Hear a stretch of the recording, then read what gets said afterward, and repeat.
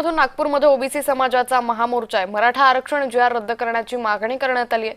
मराठा नेते मनोज जरांगे विखे पाटलांवर वडेट्टीवारांनी टीका केली आहे। जरांगे विखे पाटलांना पुढची पिढी माफ करणार नाही असं काँग्रेस नेते विजय वडेट्टीवार यांनी म्हटलेलं आहे।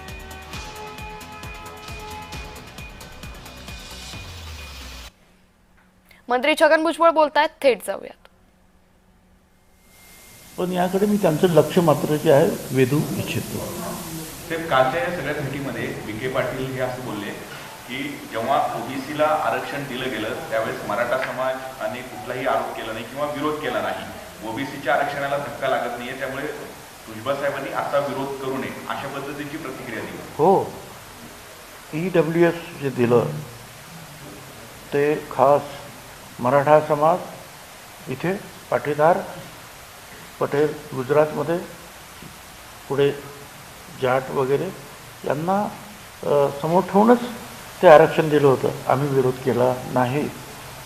मराठा समाजात 3 वेळा आरक्षण देण्याचे कायदे पास झाले, प्रत्येक वेळा आम्ही पाठिंबा, आम्ही पण कुठे विरोध केला। आमचं म्हणणं एवढंच आहे की तुम्ही वेगळं आरक्षण घ्या, इथेच सगळी गर्दी खूप आहे आणि तुम्ही जर आलात तर तुमचाही फायदा नाही, आमचाही फायदा नाही।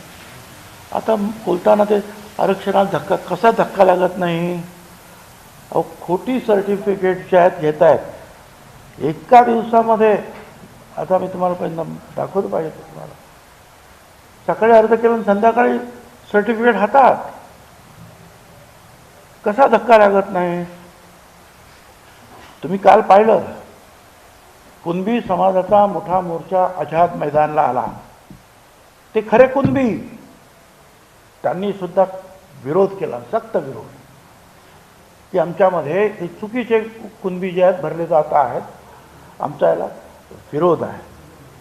आगरी समाजाचे मोर्चे निघत आहेत, वेगवेगळ्या समाजाचे संपूर्ण महाराष्ट्रामध्ये मोर्चे निघत आहेत, कारण आमच्याकडे 374 जाती आहेत। वेगवेगळ्या जातीचे ज्या संघटना आहेत, नेते आहेत, ते वेगवेगळ्या प्रकारे जे आहेत, कोण मोर्चे काढतायत, कोण भाषणं करतायत, आपण पाहतात हे काय चाललेलं आहे ते। त्यामुळे धक्का कसा लागत नाही? जर तुम्ही जास्त लोक त्याच्यामध्ये भरले आणि ते चुकीच्या मार्गाने भरले तर धक्का कसा लागत नाही? पण आम्ही काय म्हणतो आहोत, आम्ही कोणाची भांडण करत नाही। हे जरांगे जे आहे चुकाळणे, ते हे सातत्याने आमच्या विरुद्ध बोलतात, माझ्याबद्दल जे आहे अपशब्द वापरतात, म्हणून मी त्यांच्या विरुद्ध बोलतो। नाही तर मला काही घेणं नाही बोलण्याचं। आम्ही हायकोर्ट, सुप्रीम कोर्टामध्ये काय जो निर्णय आम्हाला मिळेल, सगळ्याच ओबीसीचे सुद्धा जे आहे आरक्षण जेव्हा मिळालं, सुप्रीम कोर्टापर्यंत लढलेच ना आम्ही। शेवटी 9 जजेस ज्या सुप्रीम कोर्टात, त्यांच्या बेंचने आमच्या बाजूने निर्णय दिला। तर विरोध आम्ही जो आहे, आम्ही बाकीचं काय करत नाही, पुन्हा शिवायशाप द्यायच्या नाहीत, आम्हाला काही रस्त्यावर मारामाऱ्या करायच्या नाही। उलट आमच्या कार्यकर्त्यांना मारलं जाते। तो नवनाथ वाघमारे, त्याची गाडी जाळण्यात आली। आमच्या हाकेचा तो कार्यकर्ता आहे, त्याचा एवढा प्रचंड त्याला मारला, त्या हॉस्पिटलमध्ये काही दिवस त्याला ॲडमिट करावं लागला। ह्या गोष्टी आम्ही नाही करत आहोत। आम्ही सरकारकडे सांगतो आहोत की बाबा हे चुकीचं झालेलं आहे, आणि सरकार जर ऐकत नसेल तर आम्हाला दुसरा मार्ग जो आहे हायकोर्टाचा, तिकडे लोकशाही पद्धतीने आम्ही गेलो आहे। त्यामुळे आता ही सगळी मंडळी फार हुशार आहेत, राजकारणी आहे, ठीक आहे, काही बोलतात ते।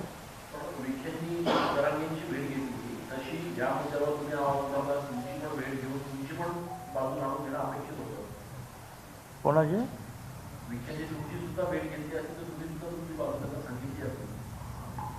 आणि ही बाजू सगळं, अहो सूर्यप्रकाश एवढं सत्य आहे ना। आणि तुम्हाला सांगतो, आता हायकोर्टामध्ये त्या दिवशी जे झाले, जे आहे हिअरिंग पहिली, आणि आता त्यांनी सांगितलं की शासनाला काय म्हणायचं ते सांगा, हा पात्र शब्द का काढला ते सांगा, हे हायकोर्टाचे निर्णय तुम्ही का बदलले ते सांगा, सुप्रीम कोर्टाने काय सांगितलं त्याच्यावर तुमचं काय म्हणणं, असं त्या आमच्या जे आमचं ॲफिडेविट होती आपली काय, त्याच्यावर जे आहे त्यांनी खास अधोरेखित केलं आणि सांगितलं याचं आम्हाला उत्तर पाहिजे आहे या सगळ्यांचं। आम्ही तेच म्हणतो की आम्हाला याचं उत्तर पाहिजे. ते तुम्ही देत नाही तर आम्ही तिथे जातो, काय अडचण आहे. आणि आम्हाला काही कोणाची लढाई करायची नाही, कारण आमचे समाज गरीब आहे, पैशानं गरीब आहे, शिक्षणाने गरीब आहेत, मागास प्रचंड आहेत आणि पॉलिटिकल पॉवर तर आमच्याकडे नाहीच आहे. त्यामुळे आम्ही फक्त तोंड दाबून बुक्क्याचा मार सहन करायचा. अशी काही कोणाची जर अपेक्षा असेल तर मला असं वाटतं की छगन भुजबळ 35 वर्षाच्यासाठी लढतो आहे, तो लढेल. आणि नवीन नवीन संघटना तयार झालेल्या आहेत, त्यासुद्धा आता बोलायला लागतील. बघू काय होतं आहे ते. साहेब, तुम्ही म्हणता पॉलिटिकल पॉवर नाही म्हणून तुम्ही स्वतःही सत्तेत आहेत, तर कोणतेही सत्ताधारी नेते म्हणजे ओबीसी तेवढे आक्रमकपणे पुढे येत नाही जेवढे तुम्ही पुढे येत नाही. त्याला तो प्रश्न जो आहे तो माझ्यासाठी नाही आहे, त्याचं उत्तर इतरांनी द्यायचं आहे. काय आक्रमकपणे पुढे येत नाहीत, काय कुठलं प्रेशर त्यांच्यावर आहे, त्यांना तुम्ही विचारा, मला काय माहिती.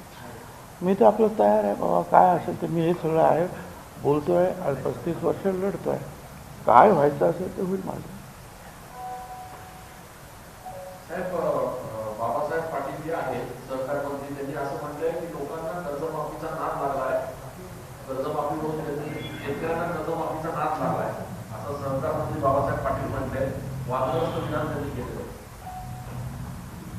आता त्याला जे आमचे नेते आहेत तिचं चुकीचं विधान आहे, म्हणजे आहेच ते, असं नाद लागणं वगैरे शब्द बोलणं. तर आता अजितदादा त्याच्यात लक्ष घालतील ना. अजितदादांचं सगळ्यांना लक्ष असतं, कोण काय बोलतं, कोण काय बोलतं, ते बोलतील त्यांना. साहेब, लक्ष्मण हाकेंचं असं म्हणणं आहे की विखे पाटील म्हणजे गोगलगाय कोलटपाय आहे, विखे पाटील म्हणजे गोगलगाय कोलटपाय असं लक्ष्मण हाके म्हणतात. तर यापुढे ओबीसी समाजाला त्यांना मतदान करू नये असं वक्तव्य लक्ष्मण हाके यांनी अहो, तो हाके बोलला काय नाही बोलला काय, आता हेच होणार आहे ना पुढे.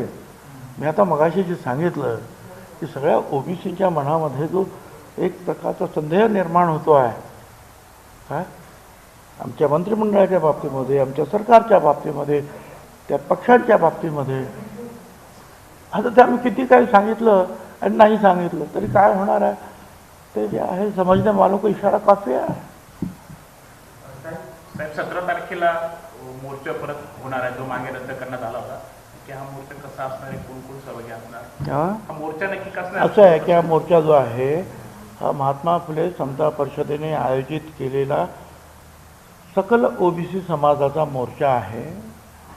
तिथे सर्व शौचालय नीट साफ केली नाही म्हणून आश्रमशाळेतील 12 विद्यार्थ्यांना अमानुषपणे मारहाण करण्यात आली आहे. तलासरीच्या वनवासी कल्याण आश्रमशाळेमधला हा धक्कादायक प्रकार आहे. मारहाणीमध्ये विद्यार्थी